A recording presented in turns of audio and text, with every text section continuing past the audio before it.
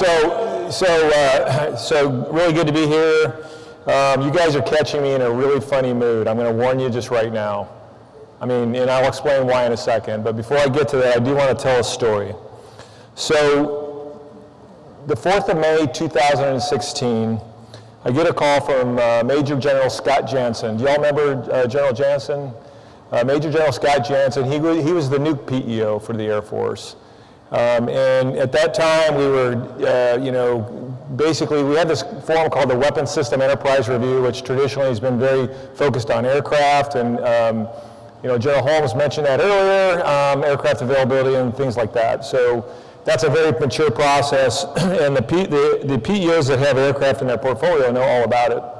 About that time frame, they wanted to have like an NWISR, like a nuclear weapons system enterprise review, and start bringing in things like, ICBMs, which made sense to me, and things like that. So, and I really didn't know General Jansen very well. In fact, I just knew of him. I didn't really know him and never really talked to him.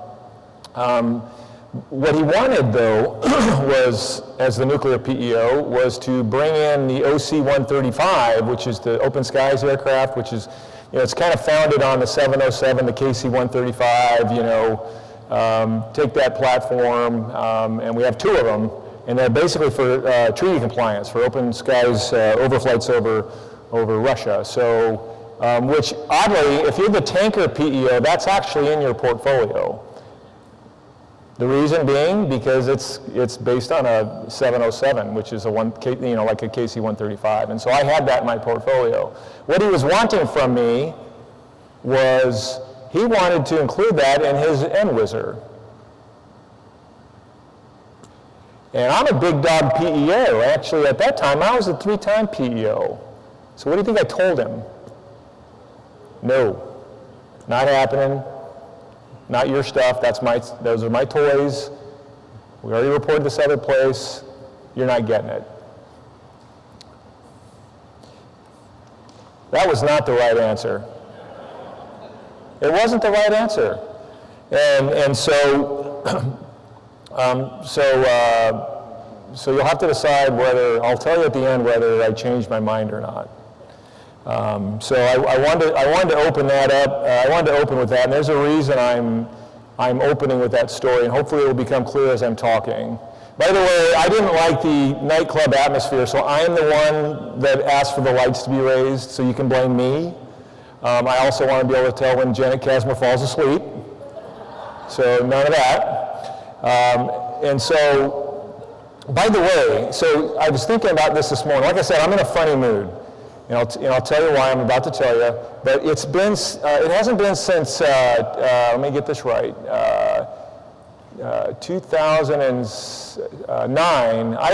It's been since 2009 when this is the first time I have not had a job in 10 years. And because the way the Air Force works, when you're becoming a colonel, it's like, not only sometimes you have just one job, but you have 2 jobs. I remember when at one point I was PEO fixed wing for SOCOM and PEO fighter bomber for 2 weeks at the same time. That was terrible. And that's, the PEOs or the senior leaders in here know how that is. And so right now I'm in this really funny moment because on Monday I turned over presidential and executive airlift to General Britton. So Ryan, raise your hand so they all know. So he's the guy. By the way, I'm going to talk about your portfolio a little bit today, so I'm going to warn you. So it's a funny feeling, and it's a feeling. And by the way, my emails kept way back over the last 2 days, and it's almost, you think you hate it, but then you're like, it's almost like a drug. Like, where are they? And so that's the stage I'm in. And so they're learning way too much about me. Sorry. 2 weeks ago, I packed out of my house, had to clean the house, had to mow the yard, get it inspected, all the stuff's gone, had to make sure that all my stuff that I need is in the car, like not just 2-star uniforms of every variation, but also 3-star uniforms. It's been kind of hectic. We did a promotion last Wednesday. I got to pin on 3 stars, got to take a picture, and by the way, John McMurray, so that is, I wish there was a way we could just add a 3rd star to that one, because I really like that picture way better than the new one. And so then you're like, man, I am getting older. And so, I mean, I didn't think I looked great when that one was taken, but I think I look really great in it now. Getting promoted last week and then taking it off because they said you really can't wear it till you sign in at the Pentagon. And then we did the change of leadership, and then we did a leadership dinner, and then we did about 4 hours of Lollapalooza going away yesterday. I am tired, and I've had a lot of time to think and reflect. And if you were at any of those events, you also know that I'm a crier. Anybody know that? Anybody out there know? Oh yeah, Schaff knows.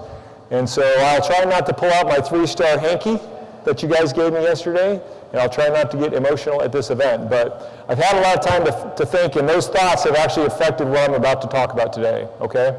And what I want to talk about today is unity of purpose. And it's related to that Jansen story I told. And it's related to General McMurray's roundel. And if you haven't seen the LCMC roundel, take a look at it. If you see it a bunch, it's just a symbol, and you kind of forget the words that go around it. There's some words on there, speed with discipline. Dr. Roper's got that one covered. I mean, he even uses those terms now. Speed with discipline, and so he is all about that. That's not why I'm here. I'm not here to talk about that. We'll probably talk a little bit about that in a panel that I'm going to be moderating later with some very distinguished panel members. I'm putting a shameless plug in, General Brewer, for our panel that's coming up. But I want to talk about the second principle that's on that LCMC roundel called unity of purpose, and what that means to me. And it's not unity of command. We all remember the day when there was this thing called unity of command. And we had one boss, right? Remember those days? We had one boss. It was really nice. It was like, hey, I don't work for you. You could say stuff like that and get away with it. Those days are gone. Those days are gone. Everyone's got more than one boss now. I had 2 bosses as a PEO. I had General McMurray because I was a director of one of his directorates. And I was also a PEO for Dr. Roper for a portfolio of programs. 2 very different bosses in terms of what they were responsible for. And so, of course, my wife, would be another boss. But so now we've gravitated towards this thing called unity of purpose. And so I just want to talk about unity of purpose. It's not a boilerplate phrase for me. And really what it means to me is everyone working toward a common goal. Okay, everyone working toward a common goal. And so when I said I'm in a funny mood, I'm in a funny mood because I'm feeling kind of fuzzy and soft. By the way, I'm a double E by trade, but this is going to be more of a soft kind of a talk today. And so everyone, that's pretty broad for me. And what do I mean by that? I mean, when I say everyone, I mean the government program offices. The government program offices. And then within the government program office, I also mean industry. I think it's a misconception that industry and government don't have aligned interests. I think we actually do. They're very aligned.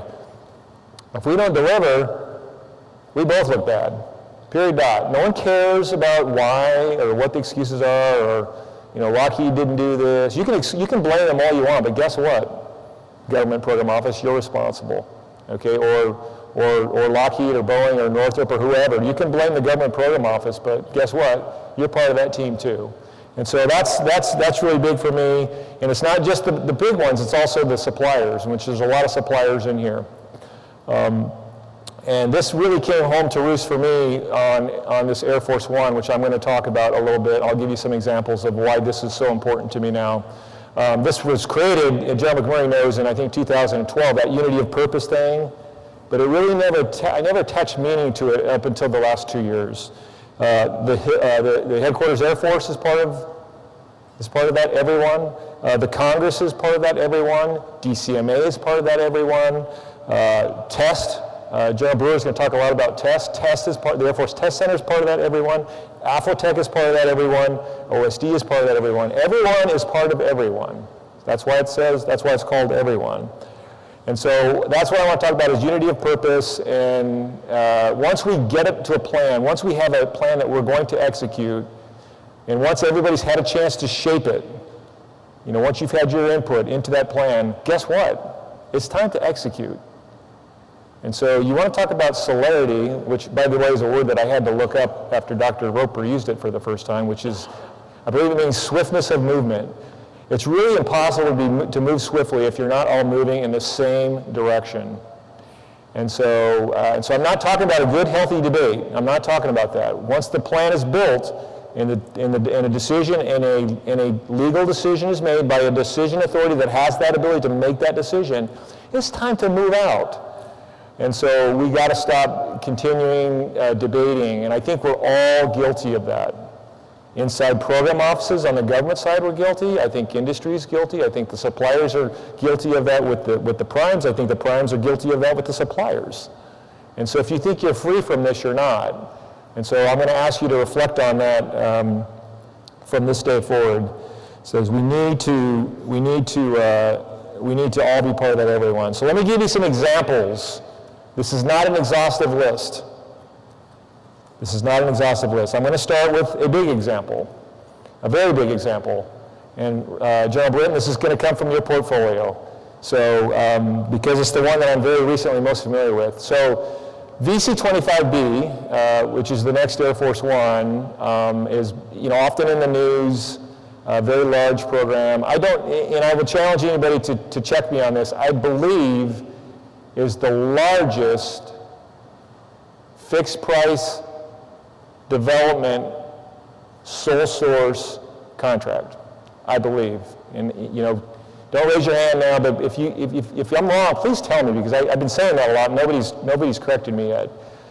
So the largest fixed price development sole source, which is an important part of this contract that I'm aware of. Okay, so that's a game changer. That sole source word is a game changer. You know what a contract is, right?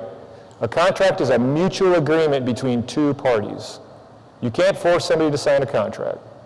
And so fixed price development is a challenge all on its own. Fixed price development in a sole source environment magnifies it probably tenfold. And this is not a strike at Boeing. I love my Boeing teammates. It just is. It wouldn't matter who the prime is.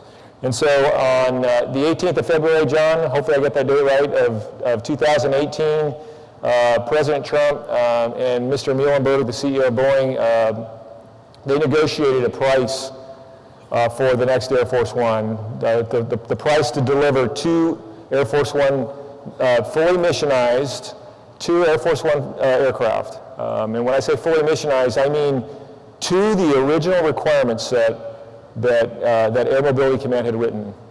So no cut in requirement, what we'll call SRD, System Requirements Document 7.0, that requirement set, the full requirement set, 3.900, right, because you could maybe round something there, billion fixed price development contract. That's the agreement they made, and they negotiated that. And so what that meant was, easy day for Duke and John Sly, right? And the program office, and Mr. Robinson. Mr. Robinson, easy day? No, not an easy day, because as you all know, that's when the real negotiations begin, and all the ground rules and assumptions, and all the parts that go into that. And so then we went on to about a 5-month journey where we worked with Boeing to get the terms and conditions to a point where they were willing to sign that contract for that price. And so what it forced us to do, and this is my first example, I have actually 6 or 7, don't worry, they're not all going to be this long. What it forced us to do is really think about what it is that we care about as a government program office. What do we value? What are the things that we have to do that we are not willing to trade away? Because we had an industry partner that for them, that price and that requirement set meant doing the job a certain way. Probably limited amount of government involvement than a traditional, like a cost-plus contract. For us, we knew that we wouldn't. There was some amount that we were going to have to do, and so Mr. John Sly, John, raise your hand, Deputy PEO. Now Ryan Britton, you're inheriting this. We came up with 7, what I'm going to call foundational government responsibilities that you have to do because these are taxpayer dollars, and we have to answer to taxpayers, and we have to do things properly. So I'll just run through them very quickly, but the real intent is to kind of make you think, about what you value. So if you want to go fast, you can cut stuff, but you got to decide what is the part that you're not going to cut. What are those things that you're not willing to cut? And you know, we worked a lot with Mr. Robinson, the Center PK. We worked with Mr. Assad. We worked with Boeing. And so here's the 7 that we did not work with Boeing on these 7. These 7 were done strictly in-house. The first one is probably obvious, and that is we have to make sure we comply with all laws. Right? There's a lot of laws out there. Like the famous one that a lot of the industry folks in here won't like is the cost and software data report. You know, sorry, it's in the law. We don't really have an option. We're going to do that. So we have this thing called, you know, if I use the term CDRL, Contract Data Requirements List, it's basically all the deliverables, all the data deliverables that industry provides to the government. And so we, you know, that formed that. We went through every single deliverable, every single data deliverable. There were 220 unique deliverables on this contract. 220. Yeah, that's all. I mean, I'm talking about unique deliverables. Some of those would spawn. One of those, like the integrated master schedule, was delivered monthly. That's just one deliverable, but the frequency is monthly. And so you can imagine it's a lot of things. And so we had to go look and say, hey, you know what? What do we really care about? What are those things that we're willing to deliver out? Number one, law compliance, got to have it. We're not going to flex on that, right? We're not interested in going to jail. We're going to make sure that we comply with the law. That's the first one. All right, so that was easy. The second one is what John and I call performance assurance, which is about we have got to be sure that we do enough oversight along the journey that we can assure ourselves that when we get to the end, that we actually are going to meet the specification that's required, right? We can't just kind of wait to the end and pass it to General Brewer and see what happens. And so there's a certain amount of government involvement that we do. And so things like attending a critical design review, for example, would fall into that camp. And so that one there also trimmed back some of the CDRLs the data deliverables that we, and I'll tell you where we reduced it. I told you we started at 220, and I'll tell you where we reduced it to when I get to the end. And then the third one is spec verification. So when we put something on contract, General Holmes or any, you know, General Miller are expecting it to meet the requirement that I set forward, and so we do that. And I know General Brewer is going to probably take me to task on this when he talks later about integrated DT and OT. But right now, the way our system works is we have this thing called a spec, and we literally go in there and we make sure that every spec is met and signed off before we you know, close the contract out. Sometimes we can do that through inspection. Hey, it's supposed to have a door. Has it got the door? Yep, there's a door. Check. Sometimes it's by analysis or analogy, or sometimes it's ground testing. Unfortunately, a lot of times it's flight test, and that's where, you know, now we're getting a little bit more, you know, now we got to generate a sortie. Maybe we have to get range time. Now it starts to get more complicated. And so that's the third one, is this idea of spec verification, making sure that when we sign that contract as complete, that we actually deliver to the specification. And I'm talking about all the specifications. Mr. Ray, where's Mr. Ray? John Ray, is he in here? So all the product support stuff that we care about, we verify all those things. All the TOs, every step in the TOs, we have maintainers step through them to make sure, we did those 6 steps, and sure enough, we just changed a tire. Perfect. Okay, let's move on. Next one we do is, number 4 is asset accountability, and that is we have to make sure that all the, you know, taxpayer-owned, I'm going to say Air Force-owned, but really it's taxpayer-owned, you know, assets are safe and secure and used according to the way they're supposed to be used. Like, so we have these things, you know, we have somebody called a government flight representative to make sure that the flight ops are conducted properly, so that we can limit industry's liability but if they didn't follow the process, guess who's liable? Guess who's liable? We have things like, you know, DCMA processes for flight operations and ground operations. So that's another one that we are not able to flex on. That's the 4th one. The 5th one is certifications. Now, by the way, on Air Force One, people often think about airworthiness certification, right? So you're like, what's the big deal? Certification, that's one certification. John, 24 or 26, I don't remember, separate, unique certifications for Air Force One. And so there's a lot of work there that has to be done in terms of certification. I'm not saying we can't do certification differently, but those certifications are going to have to get done. Certainly airworthiness, everyone would agree. We can talk a different discussion about, or is there a different way of doing that airworthiness certification? But there's no doubt that airworthiness certification has to be done. And then the next one is options preservation, and this is the one that probably industry doesn't like as much. And this is about the government making sure that we get enough data rights that we can maintain the system. You know, omit data and sometimes more than omit data. So that part, and that one proved very large on Air Force One, because at first, you know, well, do you want all the data? Because we actually produced a lot of this aircraft on our own. No. So, you know, honestly, I think we talked around each other for probably a month and a half on just that issue before we finally just closed the room, closed the door and said, you know what, here's all we're wanting. And Boeing said, oh. I mean, seriously, that's the way this meeting went. Oh, okay, well, we can do that. Oh my gosh, if we would have just started there, we'd have saved a lot of time and heartache. And so, options preservation. The last one is fuzzy, and I don't entirely like it myself. Number 7 is fuzzy, and it's just due diligence, right? There's a certain amount of due diligence that we have to do sometimes. The reason I don't like it is, so if you're taking notes, I see a lot of people taking notes on this, which is great. John, that's what we wanted, right? Because we wanted people to think on this. Don't use that due diligence one as a catch-all excuse to shove everything that you want in there, okay? And this requires leadership attention. And so Mr. Sly and I, we did this personally. I know this sounds crazy, a 2-star general doing this, but we had procedural murder boards where the government folks would have to walk through and explain to us and justify every one of those 220 procedurals, every single one. And it took a long time. Thankfully, I am a detail-oriented guy, and with coffee, I can pretty much keep going.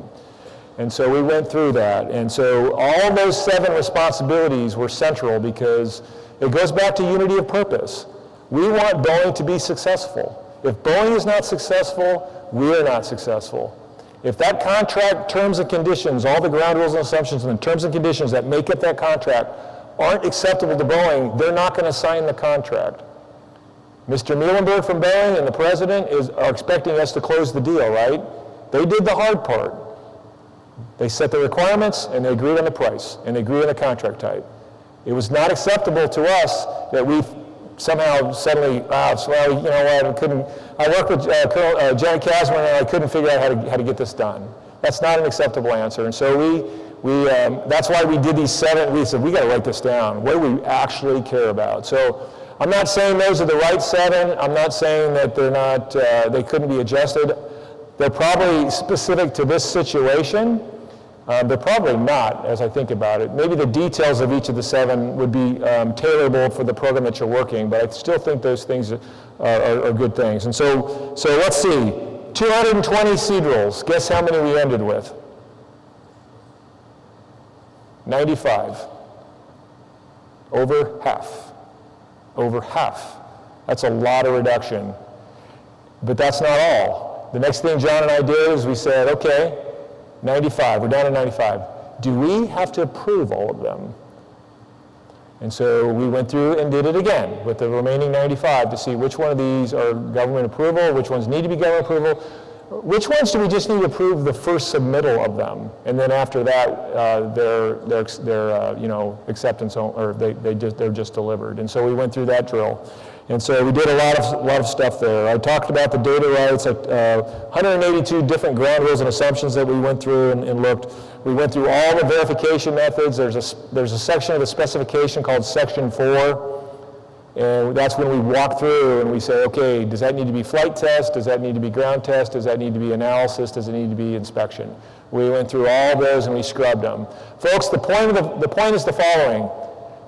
We act like our programs, we have this infinite bag of money out there, and we've got to start treating programs differently, whether they're fixed price or cost plus. So if you're running a cost plus contract, and I'm talking to both industry and government right now, if you're running a fixed price contract, government, Think about it being, what if it was cost plus? Would you make the same decisions? Would you make the same demands? Industry, you ready? If you're on a cost plus contract, treat it like it's fixed price. Treat it like it's fixed price.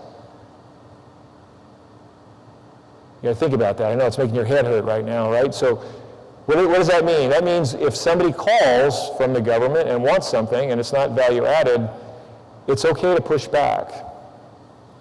We have a saying, you know, in my old organization called firm but loving.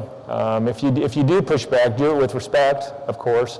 You know, industry, you know, a lot of the times is how you deliver the message, not necessarily what the message is. So I think those are game changers if we could just kind of remember that. This is not any of our money. It's not Air Force money. It's taxpayer money, and we've got to do our best to be great shepherds of it. And so I share that first example because really it's transformed a lot of my thoughts on acquisition. This is a very traditional program, but we couldn't force Boeing to sign that contract even though the price was agreed to. We had to get it to a position where the terms and conditions were satisfactory so that Boeing felt they could be successful, but also satisfactory so that we felt we could do our government responsibilities, and I could stand in front of an audience like this and defend exactly what we did. And guess what? I can. We had a private session with the program office, and if you go to a program office, just like in industry, you'll have an expert on safety engineering. I mean, you will have basically an expert in all these different little stovepipes, and for them, their data deliverable is like the be-all, end-all. Like, if you don't get this, we're dead. This is not gonna work. We went through that as a team, John. Through a lot of agonizing detail. I think we rewrote the statement of work about 3 times. We compromised where we could. If it didn't hurt us to compromise, we did it. If it hurt, we kind of assessed it a little bit closer. And if it was one of those 7 government foundational things, I called my counterpart, Tim Peters, and said respectfully, Tim, I can't give on that one. Here's why. And then we moved on. And so it took, 5 months, John, I think, before we signed that contract. It took 5 months. So if you think this is easy day, you're wrong. If you think fixed price development, especially when the principle of principles gives you the price, you're absolutely flat out wrong. That's really when the hard part started. And so I'm very proud of the team. Mr. Sly, and their team is not here. I don't know if anybody from that organization, from Ryan, from your organization's here, but they really did a bang-up job. They just really, really did a phenomenal job. We pulled them together right after we signed the contract, and now they may have just been paying me lip service, I don't know. And I said, okay, guys, we gave where we could, we didn't give where we couldn't. Here we are, what do you think? Are we okay? And they all said yes. And so I'm looking for this contract. We're going to watch this one execute and see if it's a model in terms of, trying to hit that just right level of government oversight. And so that's my first example. It also gave me a chance to share the foundational government responsibilities that Mr. Sly and the team and I worked together to build. So that's a big one. We said yes when we could. No to low cost, no to low risk, and as long as it didn't violate those 7 things, we said yes when we could. Because we had to get a deal, and I'm really, really proud of the deal that we got. I think another example is in the area of requirements. I think the traditional view is that the acquisition community and industry don't set requirements. I don't believe that anymore. Just flat out don't believe it. We have to deliver to whatever we sign up to. Industry does too, and so, Mr. Dunn, hopefully you're okay with me saying this. I do think I have a role in requirements, absolutely. Just like the user has a role in the OX strategy. Unity of purpose, we're in it together. It all has to be latched up very tightly. Unity of purpose means that we have to deliver on our commitments. And I'm using the term we in a very large sense. The warfighter, the government acquisition community, the industry community, the suppliers, everybody. Okay, and this is going to require you to give some stuff up. So I think it applies to Dr. Roper's Celerity initiatives. So I'm excited about working more closely with Dr. Roper. he's got 1,000 ideas, and I'm not an idea guy. We talked about this the other day. I'm not an idea guy. I'm an organizer guy. Hey, let's build a plan. Let's figure out how to do this. Let's be logical. That's me. I am not an idea guy. Dr. Roper's got a lot of great ideas, and so we're going to ride him hard. I'm telling you right now. So we've got an interesting situation. We've got General Bunch at AFMC. We've got General McMurray at LCMC, and we've got Dr. Roper at AQ. I think we have a unique opportunity to come together as a government community, get unity of purpose across those three organizations. I should probably expand it to include the Air Force Test Center and AFTEC and on and on and on, and industry. So unity of purpose there on the Celerity initiatives. Once we make decisions on what we want to go pursue, let's stop debating and let's go kick some butt and do it and see how it goes. So I think it applies there. I think it applies on test. I won't go too deep on that because General Brewer is going to do that later. I will say on Air Force One, you know, where's Air Force One flown out of? Andrews, right? So one operational unit. That's it. How many airplanes? 2. Yeah, I know. By the way, the other PEOs like to make fun of me because I only had, well, for a while, actually we're up to 115 now, but we started with only 2 aircraft. Yeah, Dale White, yeah. So how hard can that be? But what it afforded us is a really unique opportunity because now the unit that's going to fly this airplane is going to be helping with the DT and the OT. So now the Air Force Test Center is going to have to change their model a little bit. They can decide they want to staunchly defend the old method, or they can realize that they've already got pilots in the Presidential Airlift Group that can do that work for us. We still need the Air Force Test Center to do analysis and test reports, but we don't need them flying. Very, very different. And, you know, talk about integrated DT, OT, we're talking about the same pilots. And so, and, you know, he's going to, I don't want to steal too much of his thunder, but, you know, contractor test too, the Boeing pilots will all be part of those flights.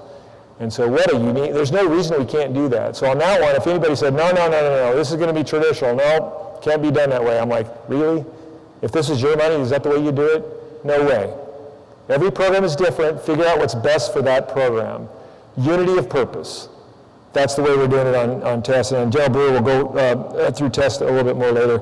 General Holt, I don't know if General Holt's here yet. He's got a whole bunch of initiatives on the contracting area. I'm going to rally and get behind him. And, okay, what do you want to do? Let's get after it. How can I help you? How can I help you, Cameron Holt? Mr. Ray on product support, he's back there. He's going to be also on the panel. Just all of this stuff. General McMurray, RSO, here's a good one. So have you all heard about RSO? So now we have a new PEO RSO, which is General McMurray, Rapid Sustainment Office. What does that mean? Well, he's looking at cross-cutters that cut across PEO portfolios. So back to my General Jansen story. Well, he does outrank me, so it'd be harder. I might say no, but I'd do it really respectfully. But I might say, hey, sir, appreciate the help, but you know what? We're good. We got this saucered and blown. We don't really need any RSO help on E4B, even though aircraft availability is horrible. Thank you very much, sir. We're good.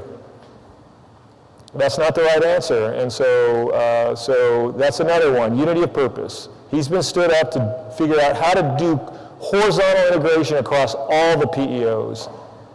You know, additive manufacturing is obviously the one that people think of, but it's way past that. CBM Plus, I don't know if Nate Parker's here. So it's way beyond that. I want the help, General McMurray. I'm not a PEO anymore, but if I was, I'm telling you, I want the help. I had Nate Parker over, and he talked to us. Like, how can you help us? Please, we want the help. I'm okay with outsourcing part of the work to you, Nate. I want the help. And so that's what I'm talking about, unity of purpose.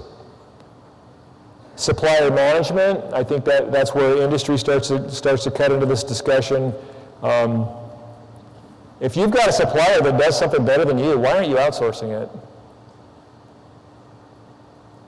Are you willing to do that? Acquisition strategy development, source selection criteria. You know, it's interesting, there's a difference between industry days and a final RFP, right? So, you know, I think General Schmidt mentioned industry days earlier. That's the time for that healthy debate to make sure the government gets their requirements right. But once the RFP's out, guess what? Let's get on with it. Let's get on with it. Let's compete. Let's see if we can win this thing. That's not the time for the debate to occur anymore. And so this unity of purpose concept is, I think, a very powerful concept. I hope you think about it a lot. What does it require, though? The first thing it requires is a focus on the nation. Not you as a PEO, not you as Lockheed or Boeing or Pratt & Whitney or whoever you are. You got to focus on the nation. And maybe you're saying this is pie in the sky, we've got to make money. I realize you have to make money. We have to help you make sure that there's a good business case, but you got to focus on the nation. A desire to be part of a winning, larger team requires that. Sincerely not caring who gets the credit.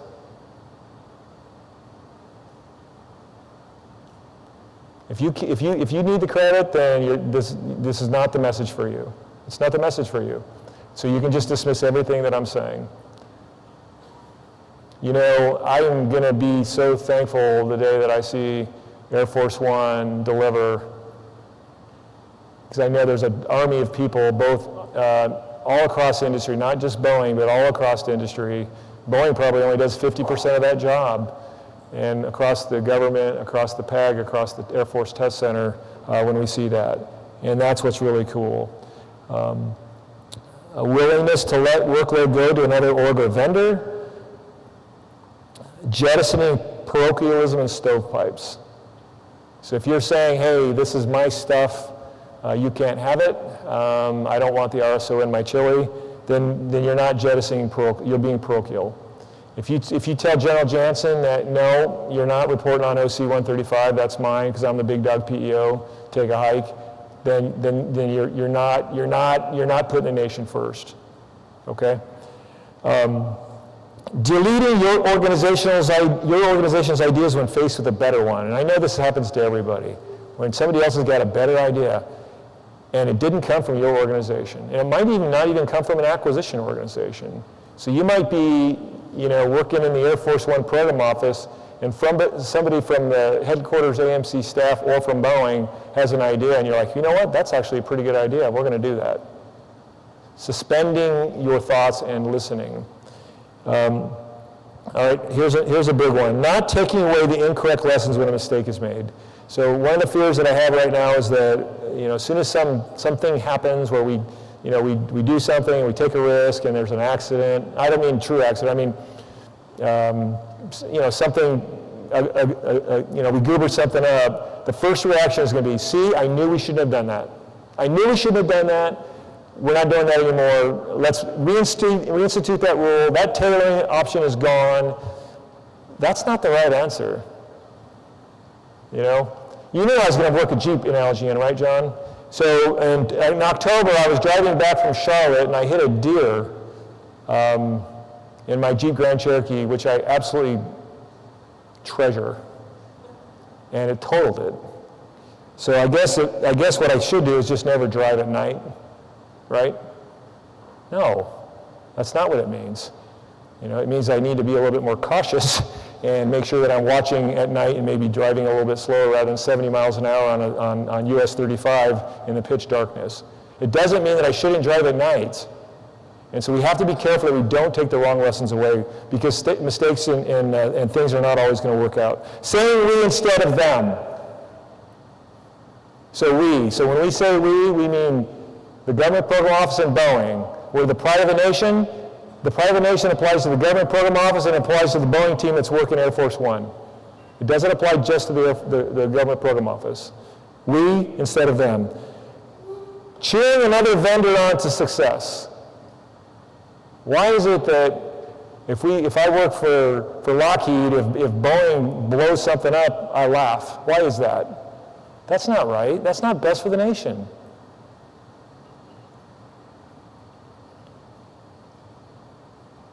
Challenging organizational assumptions about things having to be done a certain way.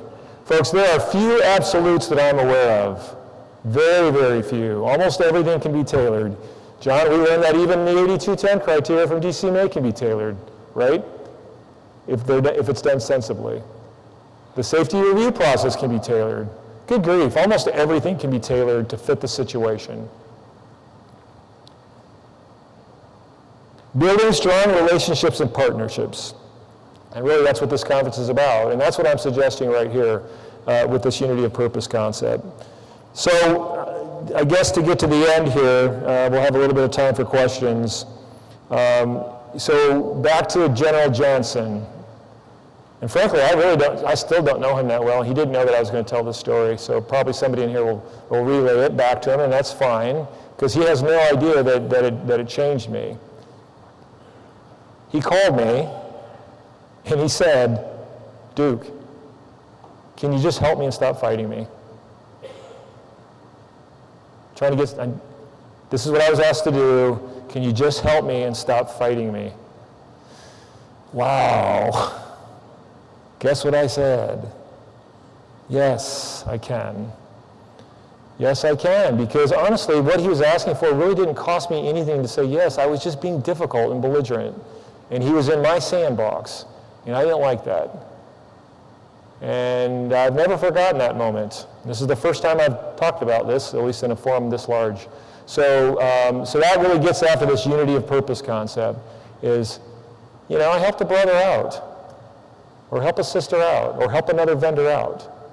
It's always about the nation. Keep the nation at the beginning. So what are you struggling right now with? What is your Jansen moment? What is it? Figure it out. Think about it. See if there's a compromise that you can pull off while still staying true to whatever foundational principles that you have that you're not able to violate. From my perspective, as long as I can explain my actions in public, I'm good. And we're able to do that, John, right? We can explain exactly the compromises we made that resulted in a signed contract for $3.90 billion, firm, fixed price, without a loss of requirements. And we're going to deliver. And so I would say, I'll circle this back to Joe McMurray's he's got three, but the other one is the speed with discipline. I don't think you will ever achieve speed with discipline without the unity of purpose. You're just not gonna. And so that was what was on my heart. And I will freely admit it was very heavily influenced by the events of the last week, because I'm in this reflective mood right now. But at least I didn't have to pull out the hanky, so that's good. So I guess you got a decision to make. Either you're going to get on a team or you're not. And so I hope you get on the team. And the team is everybody in this room. And I'll open it. We have a little time for questions if anybody's got a question.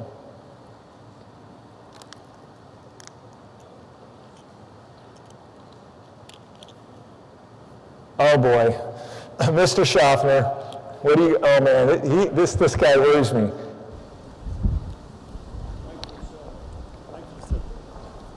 Thank you, sir, for your comments today. I really appreciate it. You're fixing to, by the way, I'm Carl Schaffner, I go by Schaff. I work for a software company. You're fixing to go to a location where there's almost anathema to what you just talked about, where the bureaucracy is deep. So what things do you anticipate trying to do to instill those principles and make some of those things happen up there that enable a lot of what you said happen down here? I've thought a lot about that. I did not plant that question, by the way.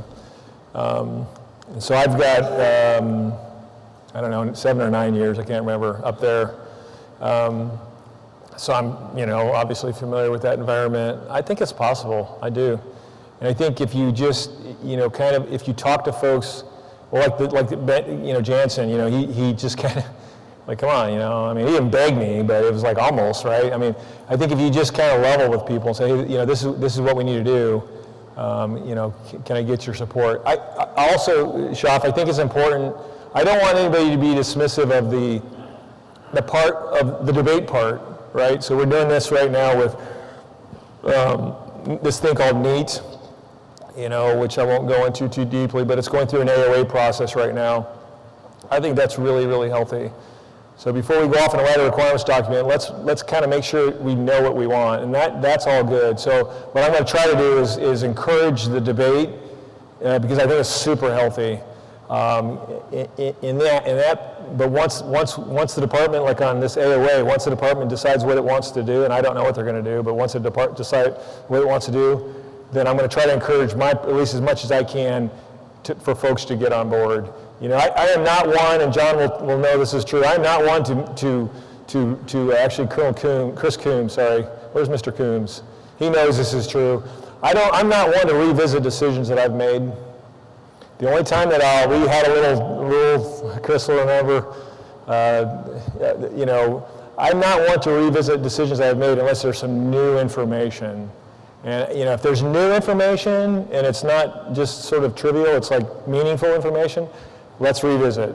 But otherwise, we're just going to draw stuff out. And I think that's what happens too much. And so I can't answer your question yet, but I am telling you, I'm going to make a run at it. I'm going to try to live by these principles in the building, try to spread the religion, you know, a little bit. I think it's powerful. You know, speed with discipline, Dr. Roper's grabbed onto that. You know, that actually did start at LCMC, you know this, 7 years ago. I think it's solid. I think unity of purpose is just as solid, and we need to propagate that, and I'm going to do my part. And we all have to do our part. That's why I'm talking to you right now, Mr. Dunn. So that's why I'm talking to you. So that's how it works.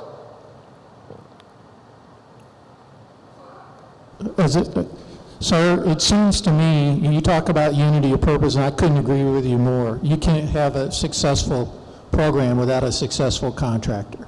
One of the barriers that I see to that is the way we've aligned now where every functional is its own stovepipe, and they don't work for the program manager or the PEO. Yeah. I don't think that helps unity of purpose. Yeah, well, so, you know, let's have it in 36 years.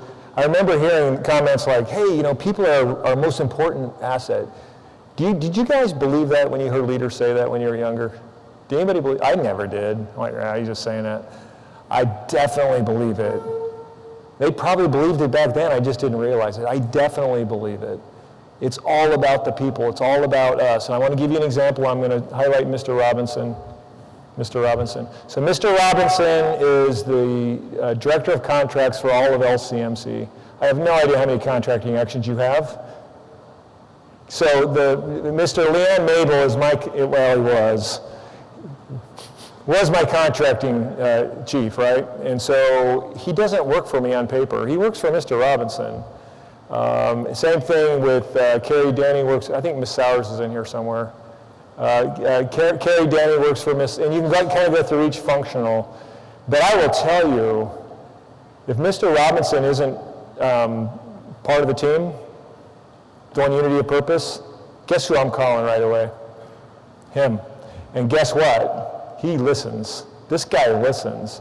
He's trying to make PEOs successful. He gets it. And I'm also not fighting him though, because if it's something in his job jar and he needs to kind of massage it, I want his help. And so I don't subscribe to that. I mean, it's all about how you handle yourself, what your demeanor is, what your bedside manner is, whether you treat them like partners or they staff. Mr. Robinson is not staff to me. I need him to get the job done. Ms. Sowers is not, her cost pros helped me do the cost estimate. I need her. And so I think a lot of it is how you treat these folks. Are they just this bureaucratic nuisance staff office, or are they part of the team?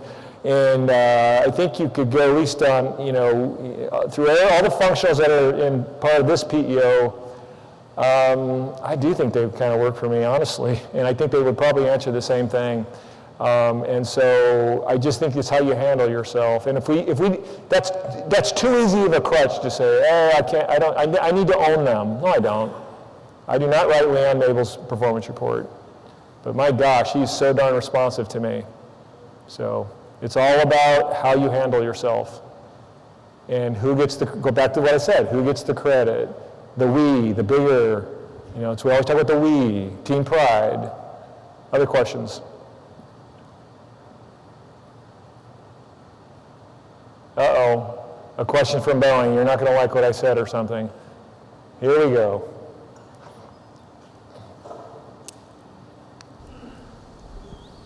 Yeah, so you gave a great rundown of the items that you do in order to execute the roles, government oversight and program office, and we once talked about the physics of acquisition and the speed of discipline. So I'm just going to kind of ask an open-ended question. Section 804, rapid fielding, rapid prototyping, how do you fold that into your thinking on getting to an end item, how that tracks against requirements, the requirements process, and how that will help the process of delivering something the warfighter wants go faster? Yeah, I couldn't hear all of that. I think it was Section 804. Yeah, Section 804. Requirements, and what else? What other parts of it? Well, that's just kind of Section 804, how that folds into the speed of acquisition, Yeah. speed with discipline, and Yeah. how you envision this helping acquisition go faster in delivering a product the warfighter asked for. Yep, got it. All right, so Section 804. So when that first came out, I went and read the law like 2 or 3 times. You got to, right? It's kind of complicated. So you read through that, and like, what does this mean? Where does it apply? Where doesn't it apply? By the way, if you read DoD 5000.02, on page 1, it talks about tailoring. Did y'all realize that? And so you need to know something about government folks. They're very compliance-based, extremely compliance-based. And so and the PEOs here will verify this is true. If you're a PEO and you're sitting and you're waiting for this ACT strategy to come to you,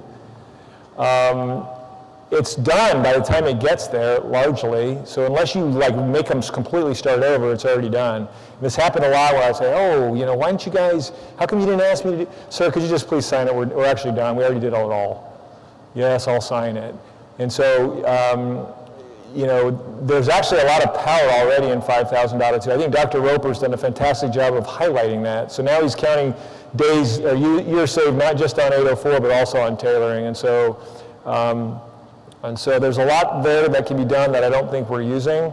I think the 5000.02 could be rewritten much more clearly to show exactly where you can tailor and where you can't, so that we know.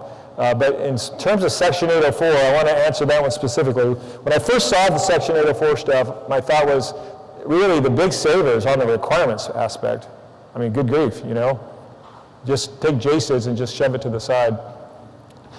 And I didn't see a large change in terms of ACAT 2s and 3s. I'm like, I don't see where this really helps. And by the way, most of our programs are what? ACAT 3s. They're the ones that we don't talk about. And so, but they're going, I mean, most of the workforces, they're just going to town on those things. And so I'm like, this, you know, we can already tailor, we don't need this. Until something really big happened, and Colonel Bracey's not here.